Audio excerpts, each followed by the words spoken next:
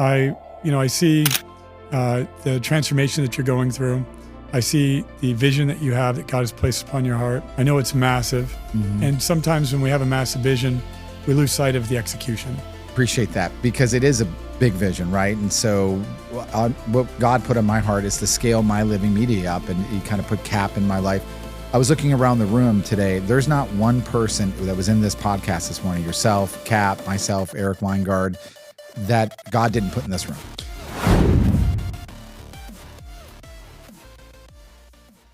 What is a God-centered company? Putting God first, building the company and based on your values, building it to do good, to be of service. The intention behind what you're building is what I would say would make it God-centered. If you're building it to create livelihood and do good in the world and provide a great service and provide a great home for its customers and its employees, and you're building it with the highest level of integrity, and you're doing so to exemplify the excellence of the Creator, then you're building a God-first company or a God-centered company.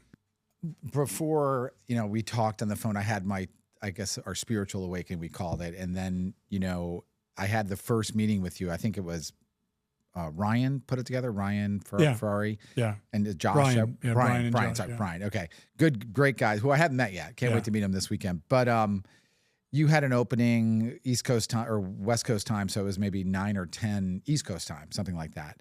So they call me up like, well, if you want to stay, it's available Friday night or Thursday night. So I stay, and the conversation was really about the spiritual journey. I saw some of your clips, I think on Dr. Phil, or maybe you were interviewed by Tony Robbins. Yeah. And I'm really a business mind, but I'm new a year in on the real spiritual journey. I grew up Catholic. I always knew God, knew, Jesus and the disciples, went to Sunday school. I got the catechism, all that stuff. But over the last 12 months, really, but maybe the last few years, I didn't know I was on a spiritual journey. And then when you and I had that talk, I was like, I found someone that's in an advanced form of what I started about 6 to 12 months ago. And it was so refreshing. It was so amazing. And so not know if there's a question in this, but how many other businessmen do you find like me that we're maybe secular, grew up with the church, but really just started to make money. It was maybe about them raising their kids and doing it on your own, and then have made the transition to know that God had a hand in their life and they never knew it. Well, Glenn, I saw in you a brilliant heart. You're a very caring person. I also saw that you had an awakening. You'd gone through some pretty difficult personal hardships, and that you are now open, and you were in the beginning of your walk. And my goal was to be there for you the way I wish a friend would have been there for me in the beginning of my walk, and not help you not make some of the same mistakes that I had made, and help you have wise counsel in some of the decisions that you're making. Because when we first awaken and we first really experience God for the very first time, it's so new that sometimes we misinterpret things. Sometimes we attract people that are going to test us, challenge us, even take from us. And when you're on the journey, I wanted just to be, a guy's a few steps ahead of you and can just help you not make some of the same mistakes that I had made. I appreciate that, because I felt like I was lost in a sea, and then I found like a lighthouse on the hill, or another ship. Yeah. And I'm originally from Wisconsin, and I know that my identity is changing, trying to become. I've been a CEO for a long time. I have a friend that has a very successful company, 500 employees, and he's been helping us restructure My Living Media. Anyway, he said, well, you're going to learn how to be a CEO. And I'm like, well, you've been a CEO for 30 years. Like, what are you saying? He goes, I've really only been a CEO about 5 years. And he had, even prior to that, he had probably 50 to 100 employees, but he had to unlearn to really learn how to be that leader. Yeah. And so I'm learning that. And you're some of the talks you and I've had, and you've been on some phone calls with the attorneys. And I was sharing with Cap and a few of the people, you graciously took over a meeting that I was frankly not prepared for. And one of the attorneys I really thought was going to lead it and did it. But anyway, you stepped in. And before it, you said, Glenn, don't call me your spiritual advisor. I'm your high net worth person. Yeah. I'm on your board, Yeah. and I appreciate that, Yeah. And so as long as I've owned my company for 28 years, but I grew up in business with my dad, youngest of 9 kids. It was great to see. First of all, thank you. You were very gracious. And, I can be strong, but I'm trying to back away. And because I think in the past, maybe I wasn't a good listener. I heard you mention that earlier, or I don't, fake it till you make it. I understand that. But that was a pretty talented group of people on that Zoom call. Anyway, thank you for doing that. And so I'm really following your lead with that and trying to learn and have a servant's heart. Yeah. The reason why I helped out with that call was I didn't want to see you waste your money. You had a bunch of attorneys on the call. And I thought to myself, oh man, this is an expensive telephone call. Yeah. And I didn't want you to waste your money. So I wanted just to help you get some structure and get some clarity. And that was why I tried to help you with that call. I appreciate it. Yeah. And I clearly got that. I just saw, there's an old saying, lead, follow, or get out of the way. Right. Yes. And in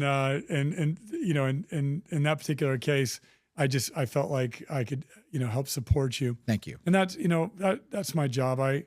I see the transformation that you're going through. I see the vision that you have that God has placed upon your heart. I know it's massive. Mm-hmm. And sometimes when we have a massive vision, we lose sight of the execution.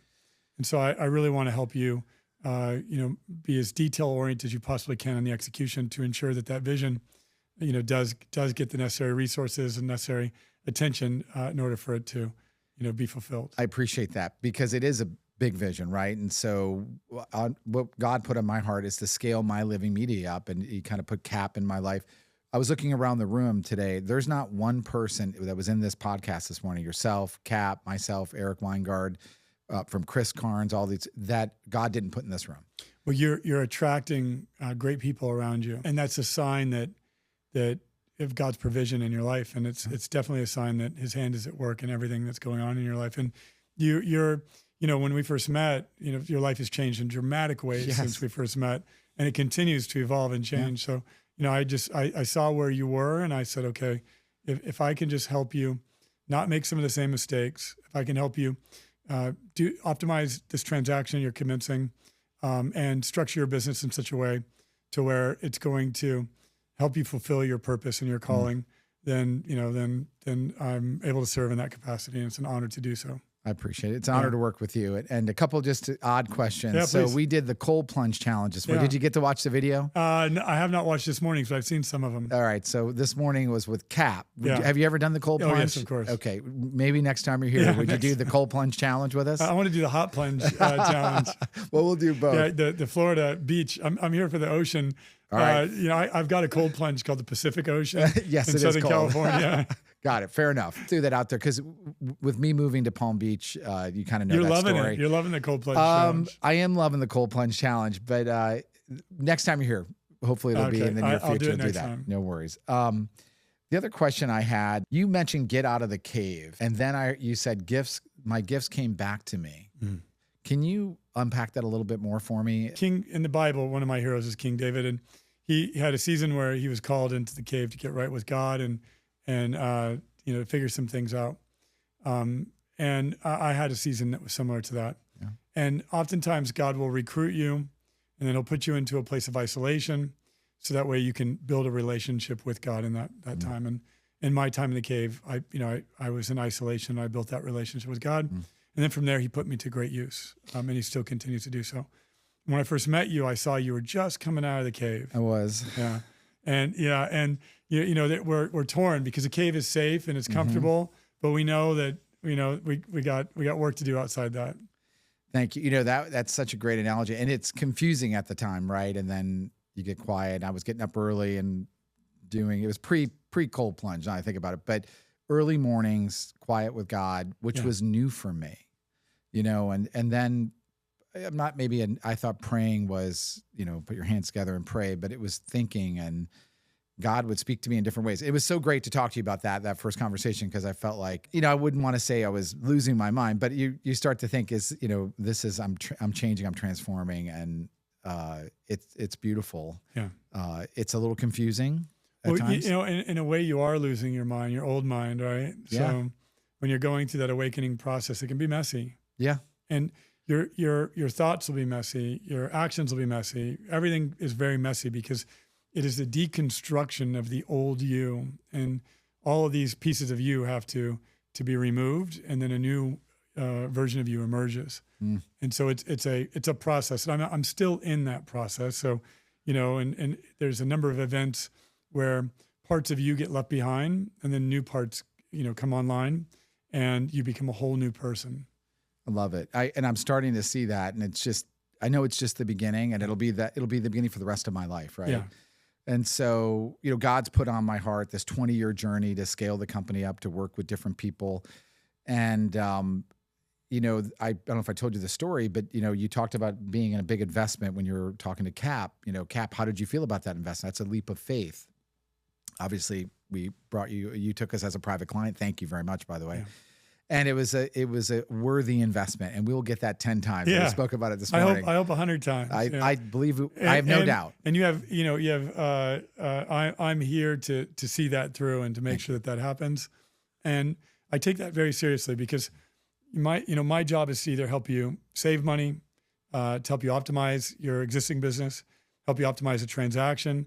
So that way you're looking at our relationship and saying it was extremely profitable, and that we can do this for many years together. I appreciate that. And I feel that when we talk on the phone, you always end with, Glenn, I love you, brother. Yeah. And I appreciate that. Thank you. I see that in your heart. I use some terms where I teach our sales staff to, if that was your mother or your father or your son or your daughter, would you have sold that? And I'm like, of course you wouldn't. Then why did you sell it to a client? And I try to catch those. I don't always, because we have a larger, sales team is growing.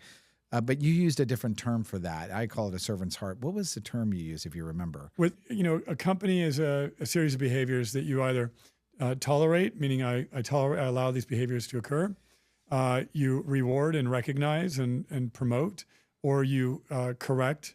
And I always say correct with kindness. Yep. And so if I allow for my sales team to take on an account that is not in the highest level of integrity, like you said, in your case, they sold something that they wouldn't sell to their own friends or family, then I have breached my spiritual vows. And as a result, there's a price to pay for that. Now, that price may be that you get stuck because now you have to deal with a client that requires more service. And that might be that you even go backwards where, all of a sudden God will take you on a detour or a closed door because you're not operating to the highest level of your values. In business, we either operate when things aren't going our way, it's either because of ignorance or because of arrogance. And so we have to ask ourselves, am I being ignorant, meaning I'm turning a blind eye, or this is happening, but I don't understand the spiritual consequences of allowing this to happen in my environment? Or am I being arrogant? I understand the spiritual consequences of allowing this to happen, and I'm still tolerating it. So you basically have to look at anything going on in your environment. And when you're ignorant, I found that God will be it's less painful. But when you're arrogant, you will, you will pay a double measure for the sun. I agree with that 100%. You ground me. You're like, Glenn, this is founder mode, sleep on the factory floor time, revenue solves all problems. I get that. One of the questions that I had for you, and actually Cap also, is that, I guess from the secular world, I was, I didn't realize God had a hand, just like you had said earlier, God had a hand in so many things, everything, frankly. But it took me the awakening to see that. And now, how do I live, this new God-centered life, but also drive revenue and be, a strong leader, hire, recruit, train, motivate, and we used to say terminate. That's the terrible way to say it, but it's true. And so I guess my question for you on that is, how did you balance that from being the hard driving, fear motivated, got to get there, to where did you hit that equilibrium, or have you? The objective of building a company and a culture is to make sure that you're nurturing that culture and that you're doing what's best for the culture. So if I need to remove a person from our environment, it's not because I want to. I love this person. I care about this person. I have to. Because it's what's best for the environment, it's what's best for the team. It might make space for me to call in a new person with a higher level of excellence or more experience that the team can learn from. It might be to save resources and money. so that we can invest that into new systems. But I have to be making the decisions that are what's best for the team, not necessarily what's best for me, and also what's best for the person. If I can no longer mentor them, if they're not growing in my environment, then I need to remove them from my environment and free them of the responsibility of working for me so that they can go work for someone else that's going to mentor them more effectively or give them greater opportunity for growth. So oftentimes when we're building businesses, we don't realize that to make those hard decisions is the most spiritual way to lead a business. We think the more spiritual we are, the less hard decisions we make. And that's not the case. You have to explain to people that they're not performing the way that they should, or they're not meeting your expectations. And, these are hard conversations to have with people, but they grow them. They won't grow without them because they need to know where they stand. They need to know that they're capable of so much more and that you see that more within them. Becoming spiritual, it seems like building a business and being spiritual are mutually exclusive. And they're not. There are ways to integrate them together where you can run a business, because excellence is what we're seeking to model. And excellence and service are two energies that are straight from above. So if we're operating with excellence and we're operating in the spirit of service, we're exemplifying the Creator's craftsmanship, and we're building with the Creator's craftsmanship. And so requiring that in our environments is extremely important. And if people are not on board with that, then we need to find people who are. I know if I keep them, this is not the garden for them to grow in. I'm holding them back. Yeah. So, but I always look at that, and it gives me, I know why I'm doing it. Now I have a big picture window in my office. I'll show you in a few minutes. But I look at the team, and they're relying on me to make the right decision. And people know, as you know, on your team, like, why aren't they making a decision on this person or that person? They're really not right for the team or performing, frankly. So I guess I'm measuring those things. The Midwest values. I'm from Wisconsin originally. That's great, but you still have to make those direct decisions. But as you grow, your decision engine will become more precise. And as these values that you've now taken on and you've now started to transform into these new values, you will see the way you think change, the way you speak change, and the way you act change. And it happens over time. And you were asking me a question earlier about, how do you run a God-centered business? And it's like one mistake at a time, one sin at a time, one error at a time is how you run a God-centered business. Because every time you make a mistake, every time you could have done better, every time that you're building for the wrong reasons, you come back home and you get right with God and you repent, and then you go back to work and you make a better decision the next time. But you're not going to get it right every time. I love that. Yeah. You use the term of, I sin every day, and the 10 Commandments, and you use being late as stealing somebody's time. Yeah. I'd never heard that before. Yeah, it's theft. Yeah. Being late, you can steal from a person's reputation. You can steal from a person's bank account. You can steal from a person's time. There's plenty of ways to steal. You kind of, like, everyone we're human. We're all sinners. Yeah. And I used to think, even the pastor, even the priest. I mean, not that I thought they were perfect, but when you put it in a context of when you're late and you're really being disrespectful to people's time, that's a sin. Yes. Well, none of us are perfect. And as a result, we sin. So, our imperfections, right, are often where you can find those sins.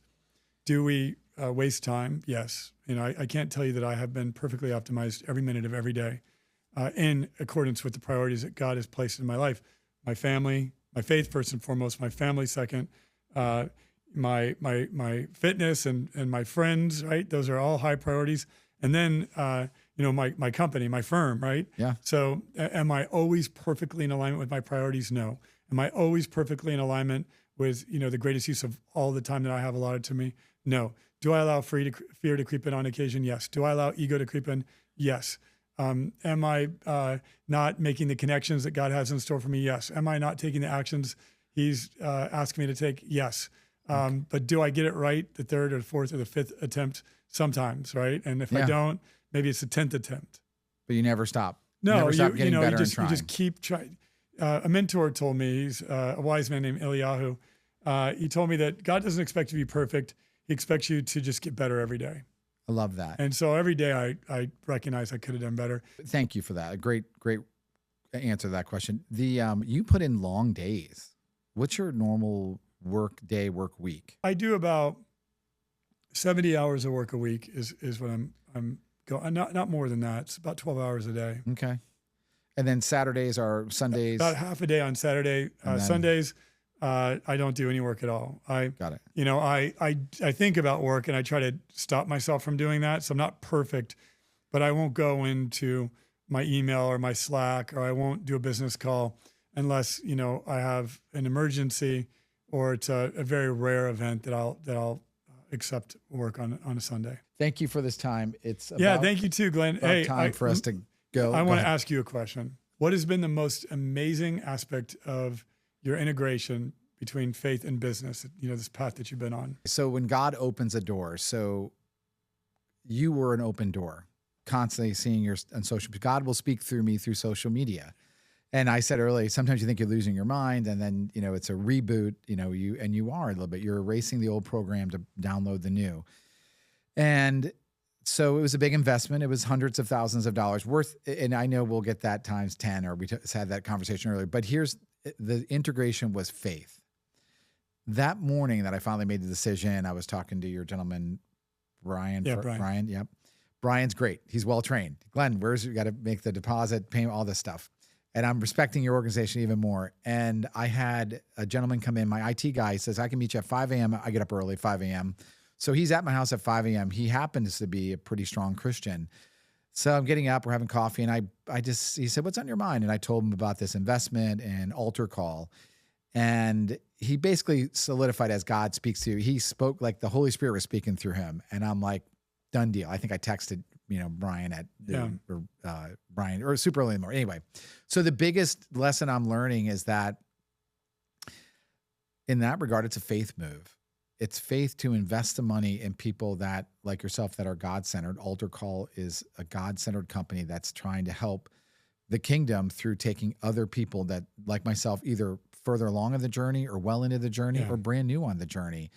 And so I guess it's integrating my faith and listening. One of the things I'm going to ask you is how do you know if it's God's will? Sometimes I know he'll make sure he tells you if it's not his will.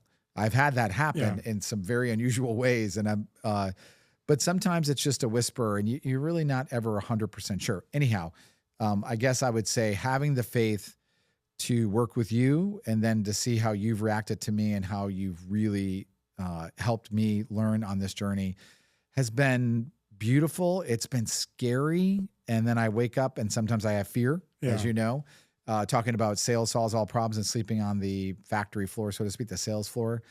But I guess that would be the biggest lesson I've learned is incorporating my faith with investing and getting the right people around me to help me scale up, because I have to unlearn what got me here over the last 28 years and relearn. And the only way I'm going to do that is through people that have been there like yourself. Yeah. Well, you're a remarkable student. Many of the principles that I've taught you, I've seen you implement right away. Some of the wisdom that you know to be true, you take it in, and you make the adjustments, and you're on the path, and you're making the adjustments, and you're doing great work. Thank you. And you have a huge vision, and you're attracting wonderful people around you as counsel.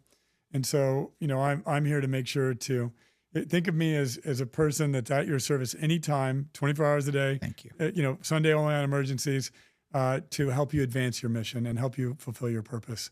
And I mean that. If there's anything I can do to support you, if there's any challenge you're up against, if there's any problem that you have, I want to live in that problem with you, and I want to help you, get resolution on it as quick as possible so that you can do more creative things with your life. Thank you. I know that's true, by the way, because you live it every day. Yeah. And I just want to say thank you for the time, and we'll get you on back to your hotel thank right you. now. God bless you. Thank you. That's great.